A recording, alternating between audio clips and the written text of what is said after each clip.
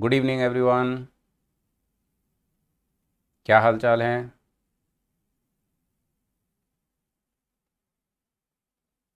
Audio video सभी को clear है?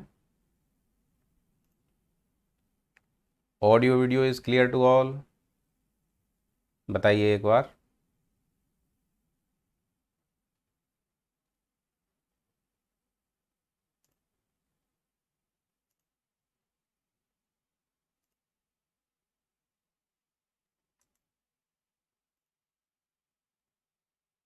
Okay.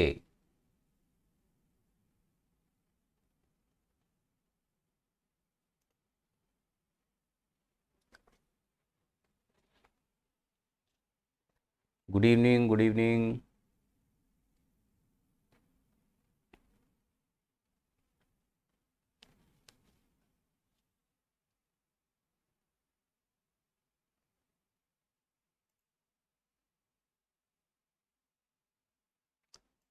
Okay, fine. So today we will discuss basic first chapter of the thermodynamics, जिसमें हम लोग बेसिक्स ऑफ थर्मोडाइनमिक्स को डिस्कस करेंगे। ठीक है। So what are the basic definitions? What are the definitions of and types of system? What are the basic properties of system? And each chapter in this subject, how much weightage is there in the GATE exam and ESE exam, that all we are going to discuss. Okay, and which reference books you can follow. And after that, what should be your procedure to study the subject, from which sources you have to attempt the questions. Okay, so all this strategy before starting the subject we are going to discuss. Good evening everyone. Okay, चलिए तो start करते हैं। So first of all, this is our content of the course. Okay, इसको note करने की need नहीं है। I will share this PDF okay with you all today after the class. तो वहाँ आपको ये पूरा PDF मिल जाएगी। ठीक है, क्लास का भी नोट्स रहेंगे और ये सारा डिटेल जो है ये आपको मिल जाएगा उसमें। तो this is our course content, mainly these 10 chapters are there. Okay, first of all we will start from the basic definitions. Okay, so first chapter is thermodynamic system, processes and the zeroth law and properties of system. Okay, second chapter will be heat and work transfer, and this will be used in first law, okay, of the thermodynamics. The questions based on the first law will have the energy transfer and work transfer in that. Simple formula we know, delta Q equals to delta U plus delta W, like this. Okay, so this will be the thing. First law, then we will discuss first for non-flow process, then for flow process. This will be like closed system and this will be like open system. Okay, second law then we will go, and along with that we will cover the topic of entropy. Okay, इसमें बहुत सारे बच्चे confuse रहते हैं। इसको हम लोग इतना बेसिक से करेंगे और इतना डिटेल में करेंगे, many questions we will discuss. So at the end of subject इसमें कोई कंफ्यूजन आपको बचेगा नहीं, don't worry. After that available energy, availability, irreversibility, अब फिर स्टार्ट होगा अपना थोड़ा सा हट के properties of pure substance, gases and the mixture, and at last thermodynamic relations. इसमें कुछ पर्टिकुलर फॉर्मूले रहते हैं, कुछ छोटे छोटे डेरिवेशन रहते हैं जो कि ये ES में तो पूछा ही नहीं जाता है। ठीक है, this chapter is mainly for the GATE. इसका बहुत ही कम क्वेश्चन ES में बनता है। ठीक है, जैसे ES में देखो और चैप्टर जो है वो 120 इससे क्वेश्चन पूछे गए हैं, जबकि इससे वेटेज कम रहता है। ठीक है, चलो अब डिस्कस करते हैं कि गेट में, ESE में इन चैप्टर्स का वेटेज क्या है, किस चैप्टर से कितना ज़्यादा पूछा जाता है। So first chapter last 20 years का ये डेटा है। तो ऑन एन एवरेज 20 ईयर्स में कितने क्वेश्चन फर्स्ट चैप्टर से सेकंड चैप्टर से पूछे गए हैं, वो अपना ये एनालिसिस है, ठीक है ना। तो फर्स्ट चैप्टर से 7 question in GATE, 48 question in ESC prelims and 10 question ESC mains, ये आपका पूछा गया है। Number of questions in ESC exam are more, क्योंकि उसका जो पेपर है उसमें भी नंबर ऑफ क्वेश्चन ज़्यादा रहते हैं। गेट में पूरे सिलेबस का एक ही पेपर है, बट ईएससी में क्या रहता है, 2 पेपर रहते हैं, ठीक है ना। टेक्निकल के लिए आपका 6 सब्जेक्ट अलग, 6 सब्जेक्ट अलग मेंस में, ठीक है। तो और प्रीलिम्स में जो पेपर भी रहता है उसमें नंबर ऑफ क्वेश्चन ज़्यादा रहते हैं, तो यहाँ आपको प्रैक्टिस के लिए मोर नंबर ऑफ क्वेश्चन मिल जाता है आपको, ठीक है। फिर आओ फर्स्ट लॉ पर। First law important, very important. तो इस पर देखो गेट में 45 क्वेश्चन पूछा गया है, और ईएससी प्रीलिम्स में 110, और मेंस में आपका 12 क्वेश्चन पूछा गया है। After that major topic second law है ना, first law second law, these are the major topic. GATE में 55 क्वेश्चन, प्रीलिम्स में 120 और मेंस में 20। Even this is looking more important than the first law. First law से ज़्यादा question second law पे पूछा गया, ठीक है। क्योंकि फर्स्ट लॉ जो है वो अपना 11th-12th में भी पढ़ाया जाता है, वहाँ भी पढ़ते थे इसको, ठीक है। बट ये इतना डिटेल में वहाँ पे नहीं रहता था। तो बीटेक किया है, इसका मतलब क्या है, इसका ज़्यादा नॉलेज आपको होना चाहिए, इसलिए सेकंड लॉ पर थोड़ा कंपैरेटिवली क्वेश्चन ज़्यादा बनता है, ठीक है। आफ्टर दैट अभी मैं आपके कमेंट देखूंगा, okay, don't worry. Available energy, availability, irreversibility, इस पर लेस नंबर ऑफ क्वेश्चन बनता है, तो ये टॉपिक जो है वो कम इंपॉर्टेंट है। फिर आपका properties of pure substance and gas and mixture of gases, इस पे अगेन आपका क्वेश्चंस बना हुआ है, ठीक है। थर्मोडायनेमिक रिलेशन, गेट में ओनली 3 क्वेश्चंस, क्योंकि इसमें डायरेक्ट फॉर्मूले रहते हैं।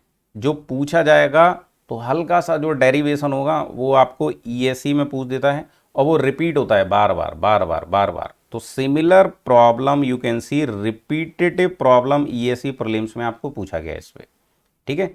तो ये अपना एनालिसिस है। अब इसमें सबसे ज़्यादा इंपॉर्टेंट टॉपिक कौन कौन सा दिख रहा है आपको, 1, 2, उसके बाद 3, ठीक है। उसके बाद ईएससी पॉइंट ऑफ व्यू से 4।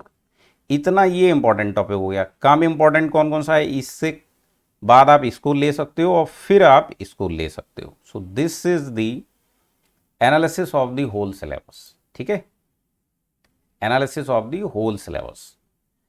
एक्सी के लिए कुछ लोग, आप में से कौन कौन लोग हैं जो एक्सी के लिए थर्मोडायनेमिक्स को चूज कर रहे हैं, थर्मोडायनेमिक्स को कौन चूज कर रहा है।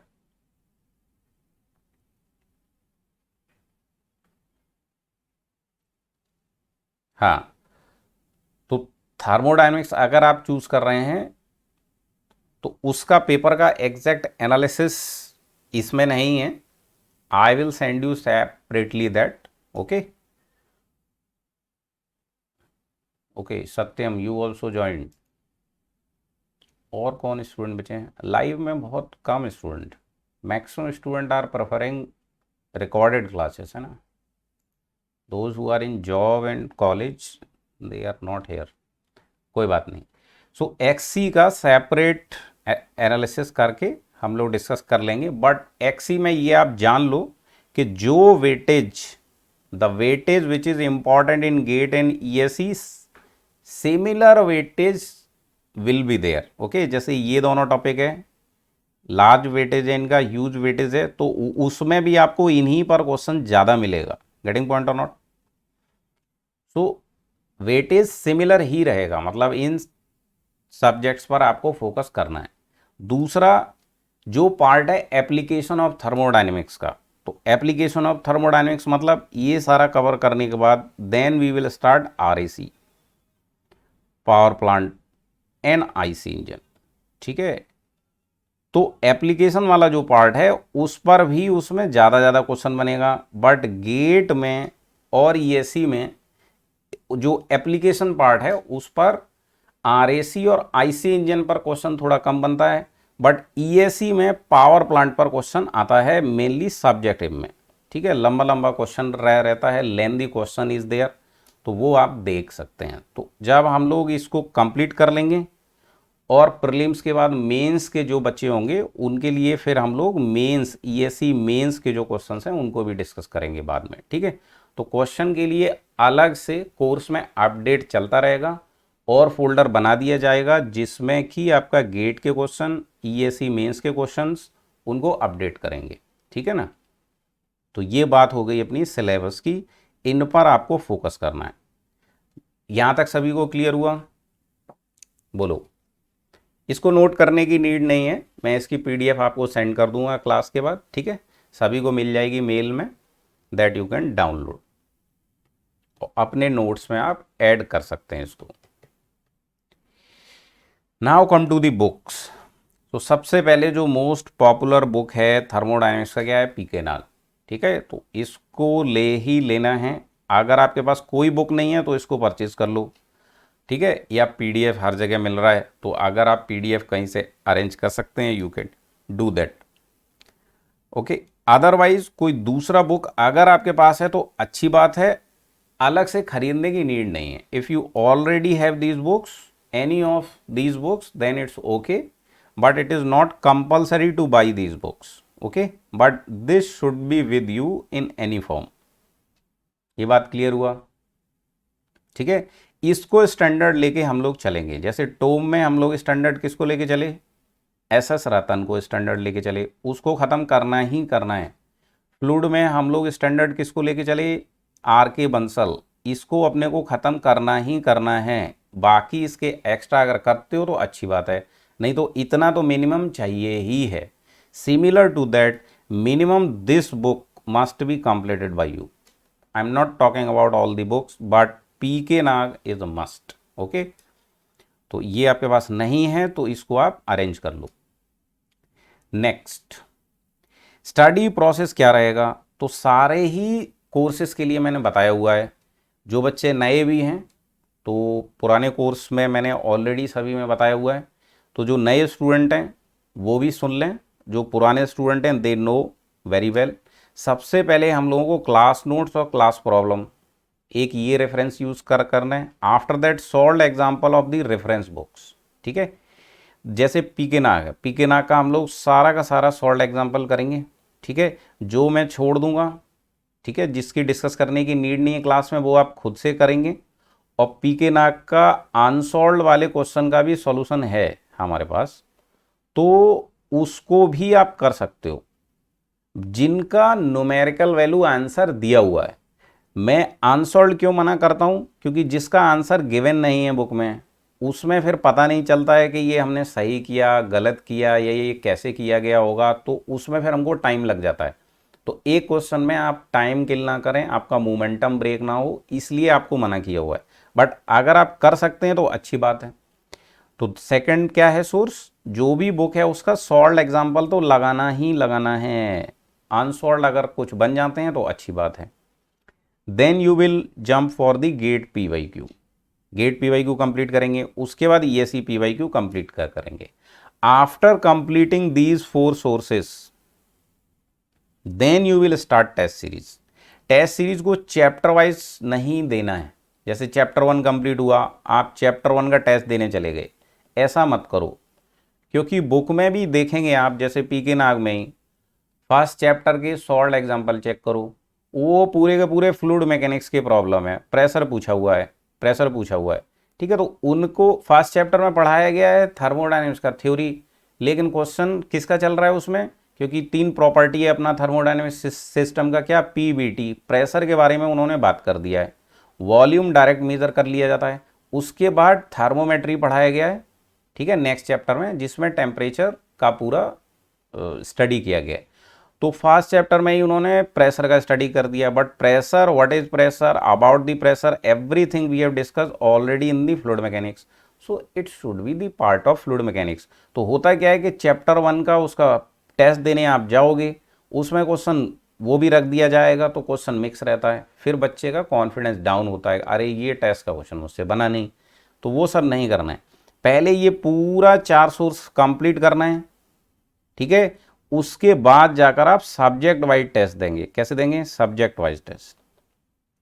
सब्जेक्ट वाइज टेस्ट, ठीक है।